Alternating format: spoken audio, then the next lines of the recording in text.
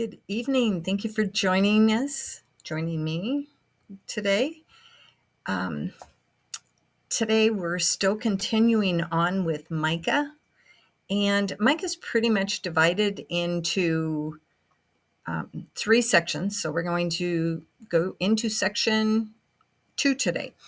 So, in the first section, we talked about how God came to confront the sins of his children, their falsehood, their false prophecies, the lies of leaders and religious leaders. But he promised he'd set aside a faithful remnant. He said, you guys are walking after the wind. You're not going to catch the wind.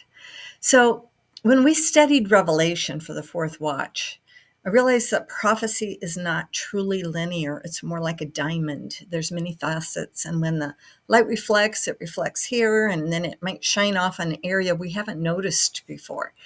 And this is the case in Micah. It's not linear.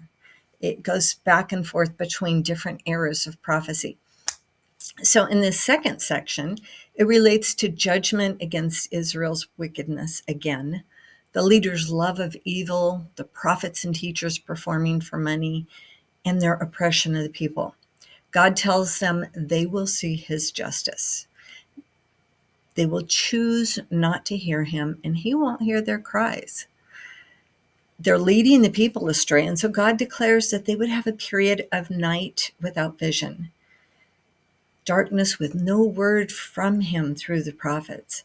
Micah says, but I am filled with power, with the Spirit of the Lord. And we got to remember, God chooses whom he will speak through. Sometimes it seems like we should be looking to our religious leaders, and sometimes God chooses to use the common man. If you think about John the Baptist, he was a pretty rough guy.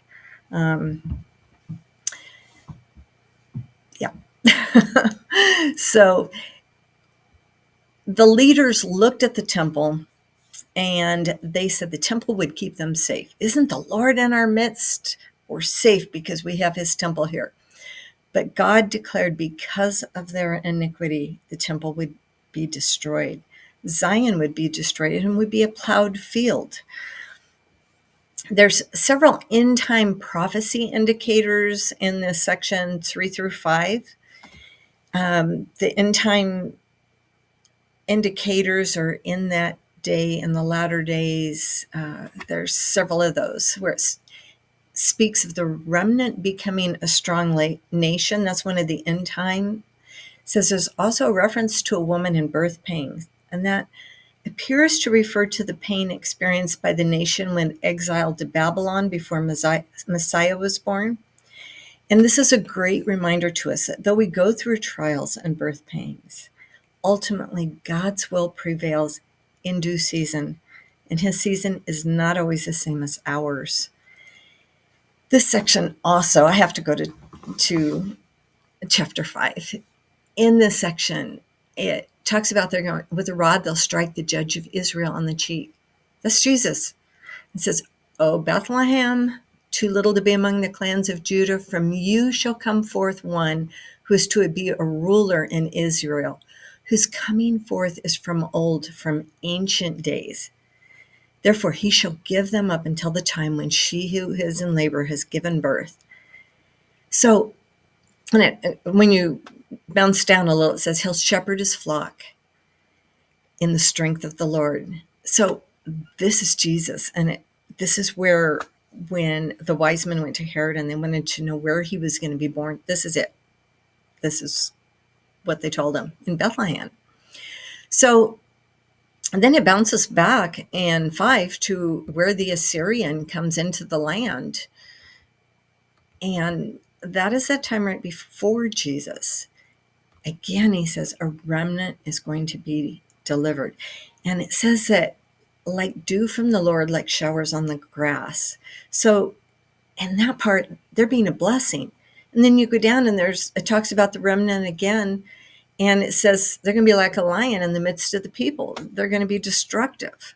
So there's times that the remnant is a blessing, and there's times that remnant of his people is not a blessing. The Lord says in that day, he's going to cut them off. And in anger and wrath, he will execute vengeance on the nations that did not obey. It's really good for us to remember. We want to be part of the obedient remnant, not part of the group that gets destroyed. So keep in mind, God always provides a remnant when it looks like things are rough. We know that he has a plan and he has a purpose. He hasn't yet given up on man in spite of the total mess we've made of this world. He has provided a promise in this section, a blessing through the birth of the Messiah who will feed his flock. With each judgment comes a promise of restoration. We know that his word upholds the righteous, and we need to look to his word. We need to know his word in our heart because that's our foundation to stand on in these hard times. I will see you on Sunday for the fourth watch and again next week for this third section of Micah. God bless.